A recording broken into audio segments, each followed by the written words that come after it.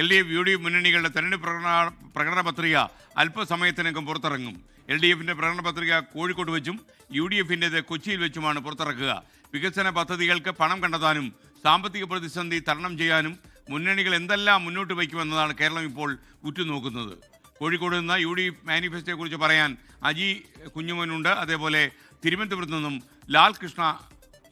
കൊച്ചിയിൽ നിന്ന് UDF മാനിഫെസ്റ്റോയെക്കുറിച്ച് പറയാൻ ലാൽകൃഷ്ണയും, തിരുവനന്തപുരത്ത് ഈ പ്രകടന പത്രിക മുന്നോട്ട് വയ്ക്കുന്ന രാഷ്ട്രീയത്തെക്കുറിച്ച് സംസാരിക്കാൻ R. ശ്രീജിത്തും തത്സമയം ചേരും. ആദ്യം ലാൽകൃഷ്ണയിലേക്ക്. ലാൽകൃഷ്ണ, കൊച്ചിയിൽ എപ്പോഴാണ് UDFിൻ്റെ മാനിഫെസ്റ്റോ റിലീസ് ചെയ്യുക? പറയൂ വിവരങ്ങൾ. Good morning.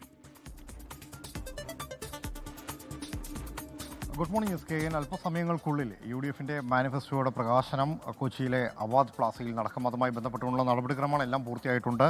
തെലങ്കാന മുഖ്യമന്ത്രി രേവന്ത് റെഡ്ഡി ആയിരിക്കും ഇതിൻ്റെ പ്രകാശനത്തിലേക്ക് കടക്കുക. UDFിൻ്റെ നേതാക്കൾ, വിവിധ പാർട്ടികളുടെ നേതാക്കൾ ഇതിനോടകം തന്നെ ഇവിടേക്ക് എത്തിച്ചേർന്നിട്ടുണ്ട്. പ്രതിപക്ഷ നേതാവ് VD സതീശൻ, ബെന്നി ബെഹനാൻ MP, ഡീൻ കുര്യാക്കോസ്, അജി തറയിൽ അടക്കമുള്ള നേതാക്കൾ, ഇതോടൊപ്പം കേരള കോൺഗ്രസിൻ്റെ നേതാക്കൾ, ഫോർവേഡ് ബ്ലോക്കിൻ്റെ നേതാക്കളെല്ലാം എത്തിയിട്ടുണ്ട്. പ്രധാനമായിട്ടും ഊന്നൽ നൽകുന്നത് സ്ത്രീ സുരക്ഷ, സാമൂഹിക ക്ഷേമം, അതോടൊപ്പം തന്നെ വിദ്യാഭ്യാസം എന്നീ നയങ്ങളിൽ ഊന്നൽ നൽകിക്കൊണ്ടായിരിക്കും UDFിൻ്റെ പ്രകടന പത്രിക എന്ന കാര്യമാണ് അറിയിച്ചിരിക്കുന്നത്. അതിൻ്റെ അകത്ത് ഏറ്റവും പ്രധാനമായിട്ടും പറഞ്ഞിരിക്കുന്നത് ശബരിമലയുമായി ബന്ധപ്പെട്ടുകൊണ്ടുള്ള ആചാര സംരക്ഷണ നിയമം അത് നടപ്പാക്കും എന്ന കാര്യമാണ്.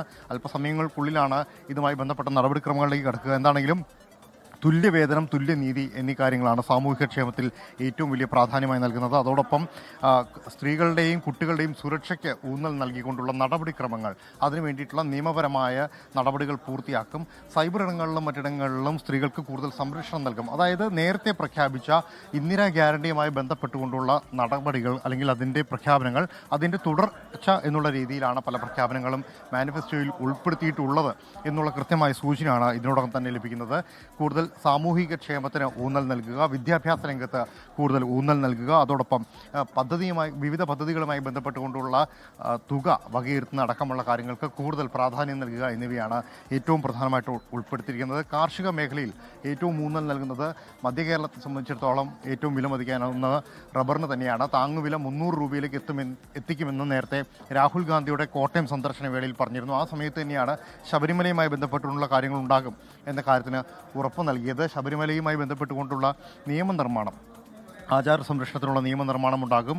അതോടൊപ്പം കാർഷിക മേഖലയിൽ കൃഷിക്ക് ആവശ്യമായിട്ടുള്ള ഊന്നൽ നൽകും.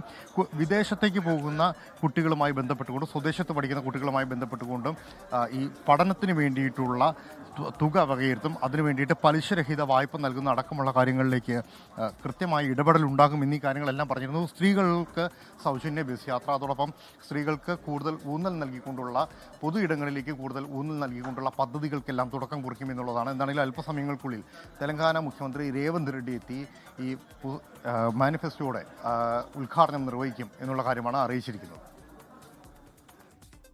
LDF മാനിഫെസ്റ്റോ അല്പസമയത്തിനകം പുറത്തിറങ്ങുമ്പോൾ മുഖ്യമന്ത്രി പിണറായി വിജയൻ കോഴിക്കോട് എത്തിക്കഴിഞ്ഞു. അജി കുഞ്ഞുമോൻ തത്സമയ വിവരങ്ങളുമായി ചേരുന്നു. ഗുഡ് മോർണിംഗ് അജി, പറയൂ.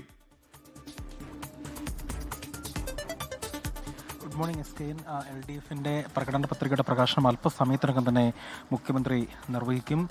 കോഴിക്കോട് CPMൻ്റെ CH കണാരൻ സ്മാരക മന്ദിരത്തിലാണ് ഈ പരിപാടി നടക്കുക. മുഖ്യമന്ത്രിയും ഒപ്പം തന്നെ LDF കൺവീനറിനും LDFിൻ്റെ മറ്റ് നേതാക്കന്മാരെല്ലാം തന്നെയും ഇവിടേക്ക് എത്തിക്കഴിഞ്ഞിട്ടുണ്ട്. അല്പസമയത്തിനകം തന്നെ LDFിൻ്റെ പ്രകടന പത്രിക പ്രഖ്യാപിക്കും. എന്തൊക്കെയാണ് പ്രകടന പത്രികയിൽ പ്രധാനമായും ഉള്ളത് എന്നാണ് എല്ലാവരും ഉറ്റുനോക്കുന്നത്. നമുക്കറിയാം, തെരഞ്ഞെടുപ്പ് പ്രഖ്യാപനം അതിൻ്റെ തെരഞ്ഞെടുപ്പ് പ്രഖ്യാപനം കഴിഞ്ഞപ്പോൾ തന്നെ പ്രചാരണം ചൂടുപിടിച്ച് നിൽക്കുകയാണ്. അപ്പോൾ ആദ്യഘട്ടത്തിൽ തന്നെ UDF അവരുടെ 5 ഗ്യാരണ്ടികൾ പ്രഖ്യാപിച്ചിരുന്നു. ആ ഘട്ടങ്ങളിലൊക്കെ തന്നെയും തുടർഭരണം ലക്ഷ്യമിട്ടുകൊണ്ട് LDF എന്തെല്ലാം കാര്യങ്ങളാണ് പ്രധാനമായും ഈ പത്രികയിൽ പറയുന്നത് എന്നുള്ളതാണ് എല്ലാവരും ഉറ്റുനോക്കുന്നത്.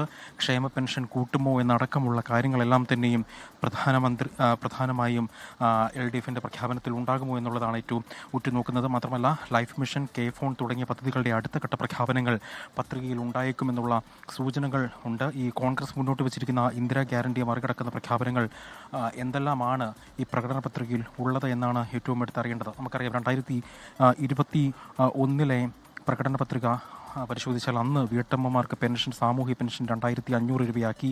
20 ലക്ഷം അഭ്യസ്തവിദ്യർക്കുള്ള തൊഴിൽ ഉൾപ്പെടെയുള്ള കാര്യങ്ങൾ അന്ന് നൽകിയിരുന്നു.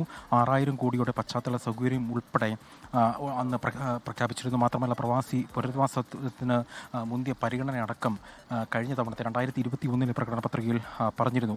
അപ്പോൾ ഇത്തവണത്തെ പ്രകടന പത്രിക ഏത് തലത്തിലായിരിക്കും, ജനക്ഷേമ പ്രഖ്യാപനങ്ങൾ ഉണ്ടാകുമോ എന്നുള്ളതാണ് എല്ലാവരും ഉറ്റുനോക്കുന്നത്. മാത്രമല്ല തീരദേശ വികസന മേഖലയ്ക്ക് എത്ര കോടിയുടെ പാക്കേജ് ആയിരിക്കും ഉണ്ടാകുക എന്നുള്ളത്, വയനാട് പുനരധിവാസത്തിന് എത്ര കോടിയുടെ പാക്കേജ് പ്രഖ്യാപനം ഉണ്ടാകുമെന്നടക്കമുള്ള കാര്യങ്ങൾ ഏതായാലും ഉറ്റുനോക്കുകയാണ്. അല്പസമയത്തിനകം തന്നെ മുഖ്യമന്ത്രി പ്രകാശനം നിർവഹിക്കും എന്നാണ് നമുക്ക് ആ ദൃശ്യങ്ങളിലും പ്രധാനമായും കാണാൻ കഴിയുക. പ്രത്യേകിച്ച് ഇപ്പോൾ LDFിൻ്റെ എല്ലാ നേതാക്കന്മാരുടെ കയ്യിലും ഈ പ്രകടന പത്രികയുടെ കോപ്പി ഇപ്പോൾ നൽകുന്നുണ്ട്.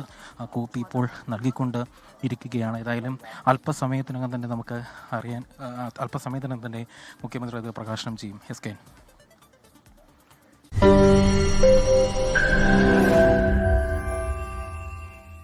ലോകത്തെവിടെയായാലും ഏത് സമയത്തും 24 വാർത്തകളും ഓഗ്മെന്റഡ് റിയാലിറ്റി പാക്കേജുകളും എക്സ്പ്ലെയിനറുകളും വിശദമായി കാണാൻ ഞങ്ങളുടെ യൂട്യൂബ് ചാനൽ നിങ്ങൾക്ക് സബ്സ്ക്രൈബ് ചെയ്യാം.